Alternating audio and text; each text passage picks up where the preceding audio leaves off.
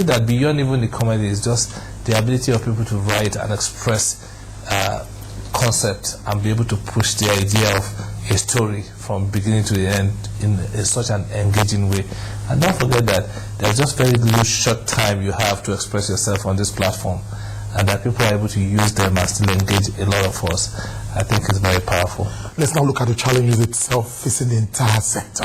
Let's talk about them. How has it been? Well, I mean, part of the challenges facing the entire sector, I've mentioned the lack of counsel for APCON, and it's so sad that a whole industry which may be responsible for hiring loads of talents, like I said earlier on, is left without a council to regulate. It's really depressing, you know, and those are the challenges. Secondly, you still find a whole lot of funding issues. I mean, it's a good thing that Central Bank has said, okay, every bank must will hit that 65% mark of their funds for lending to small business, but it's still a challenge, because if you look at, even if you get a loan, at what rate? You know, if you get a loan in Europe, maybe you're paying like maybe 4%, 3%. Here you're going to pay 26% or whatever the rate is. It's still going to kill a young and upcoming business. So that is that. And recently, one of the biggest challenges facing us, we might not realize it now until in the near future, is emigration of high caliber talent. In my lifetime, I've not seen a period like this where people are really moving out of this country. If you check out the people who have moved to Canada, they are people from this sector, the banking sector. So who is going to replace them? It's not the mechanics and the shoemakers that are moving. It's like high caliber talents, cerebral people who are supposed to be able to fill in some of the gaps. So you find that in some of our sectors, you begin to find shortage of human talent, and that's a big deal. It's really a big one. Let's look at the quality of work. You identified some of them when we started earlier. Now, what's your assessment of quality of production? What you're seeing out? I think it's amazing. Now, honestly, again, you know, a prophet is not without honor except it's in his own town, I guess. So maybe that's why sometimes the critics of our industry tend to say, oh, maybe we've not achieved a lot. But I think we have. In this past decade, I think we've done a lot. I see local agencies, Nigerian agencies winning in international circuit. Yes, the big ones still eludes us, which is Cannes. But name any other of the global awards we've won. We're called to judge, you know. So last year I was in Cannes Center Stage talking about Africa storytelling, authentic African story. You know, so there are so many landmarks, and I think the quality of the work has really gone up. That looks very good. Now, what's your view hitherto traditional consulting agencies taking over the jobs meant for creative agencies? How does that come to you? Well, again, there's a way you shout about this thing, and it will make advertising agencies look like, oh, they are scared of competition. I mean, there should be newness in the industry. I mean, young people should be able to participate in the economy of the creative business, right? But it shouldn't be without rules. It should be, ideally, if you really want to practice advertising, two key things that you must take into account, which some of these portfolio agencies are not doing at the moment. One, you must be a registered APCON practitioner. You must be registered by APCON. You must also, your agency, your outfit must be also registered with AAAN. Okay?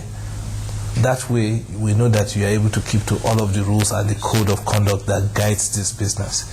So I think for APCON to be able to do its oversight job properly, the government has to move quickly to make sure that a council is put in place. There's the amended code of APCON practice that needs to also kick in to make sure that, ideally, if you really are not registered with APCON, you could go to jail for practicing advertising illegally. Most people don't know that, because, I mean, the government, there's a decree that sets up APCON, and all of those things are embedded in the code. So, I mean, if you want to come to equity, we say come with a clean hand, do the right thing, get the right qualification, so that apart from you not even understanding how the business works and the ethics that guides it, you are also giving the industry a bad name if you do a bad job.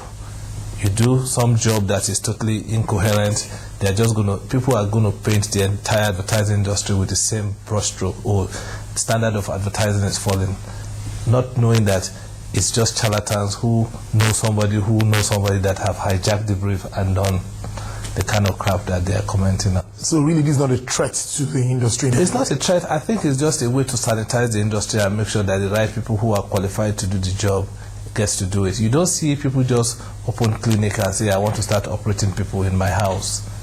You don't, I mean, so this, by the same token, you cannot see people, you see people get paraded on TV every other day for being fake lawyers.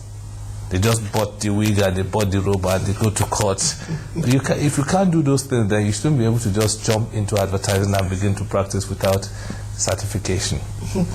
That's it. Now let's look at the shift to the digital age. How well would you say the creative sector, how they're moving towards adapting to this digital technology that we must all embrace? Well, it's a must. It's a must that we all have to go that way anyway. I mean, back in the days when we were young, you had to wait 4 o'clock for NTA to start operating, and then you already seated when those color bars are there, and then the soundtrack called dun dun dun dun, and the national anthem gets played. You know you're about to watch.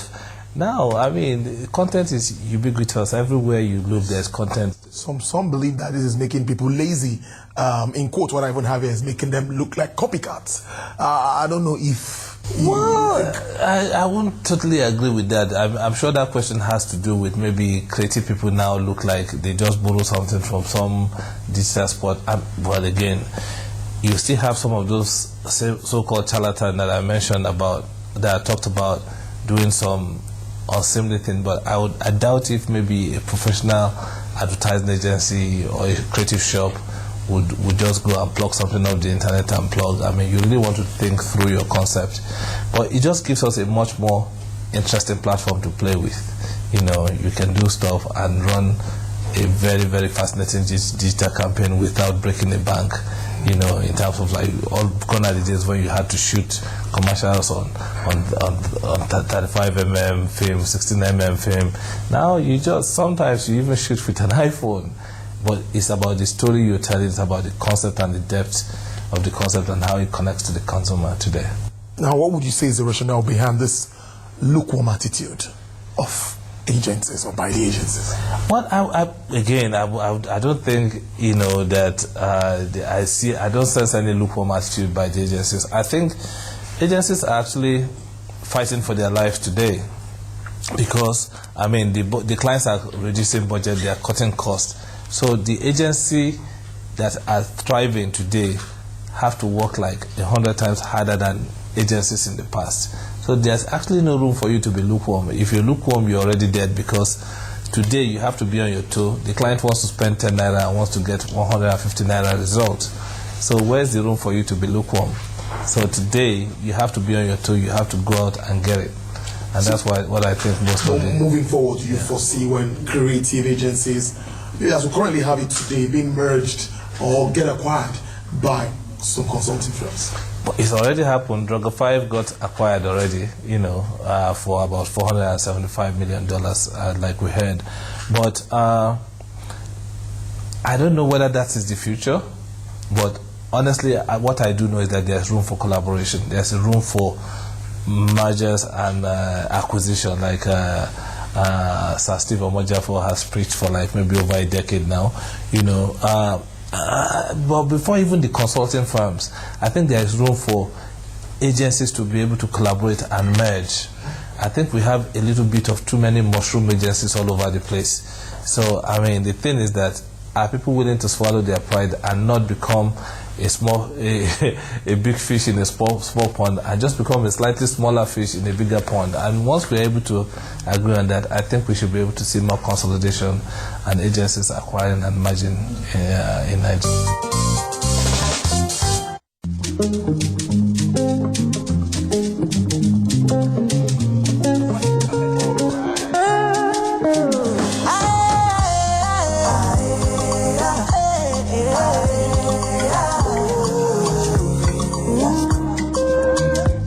Me, I go live the best of my life. Me and my guys.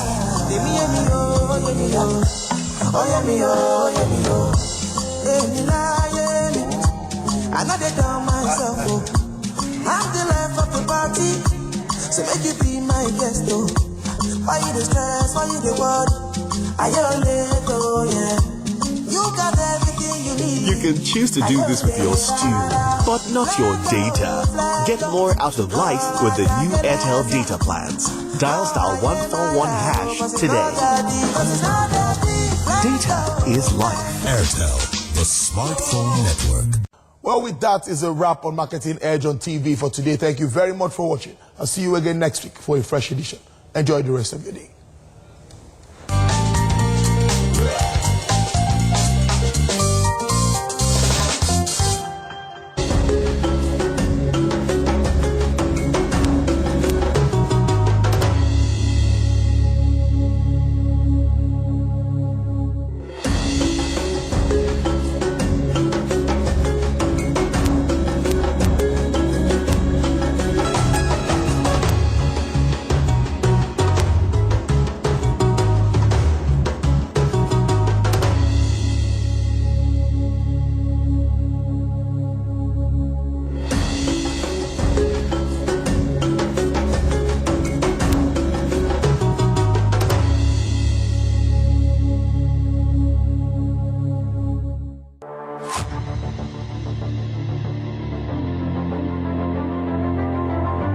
TVC Communications, we're all about our audience. Millions of viewers, listeners, and readers every day all around Nigeria. Our 2 TV stations are among the most watched in Nigeria. TVC News is our award-winning 24-hour national and international news channel headquartered here in Lagos, broadcasting live from our custom-built state-of-the-art news headquarters. TVC, the top-rated family entertainment channel, is the place for fun, music, and information. With our breakfast show, Wake Up Nigeria, the all-female chat show, Your View, the best soaps and dramas from Nolly, Bali, and Hollywood, music and entertainment blast, courtesy E-Splash, and of course, award-winning news and current affairs. It is all here. With news bureau and studios around the country and the ability to go live anywhere, anytime, we are first for breaking news in Nigeria. Awarded the NMMA TV Station of the Year, TVC News is the station of choice for news that is first, accurate, balanced, and reliable every time. TVC and TVC News watched by over 4.5 million people in Nigeria every day on terrestrial, DTH, DTT, OTT, and available to viewers in the UK on Sky TV. Watch all of our world-class programs on TV, online, and on our app. TVC and TVC News, the best entertainment and news for Nigeria on TV and online. And when you can't watch us, listen to us.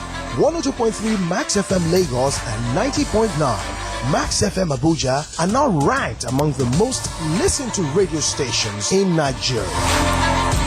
Now, with over 1.5 million listeners every day, we're the people's favorite radio station.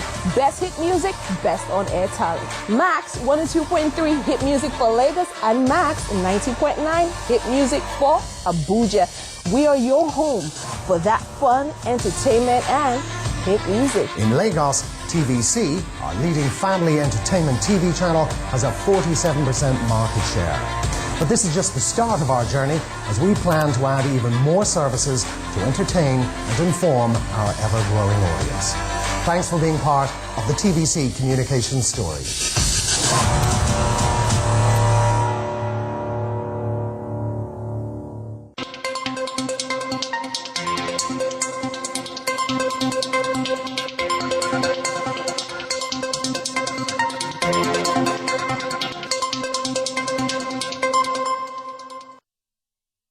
People turn on their TV for news. They want the facts, they want it straight, and they want the big stories of the day right now. At TVC News, we know Nigeria is moving fast. There's a lot going on and a lot to take in. With news bureau and reporters all over Nigeria, we capture the stories that matter first, fast, balanced, and accurate. That's why we are first with breaking news.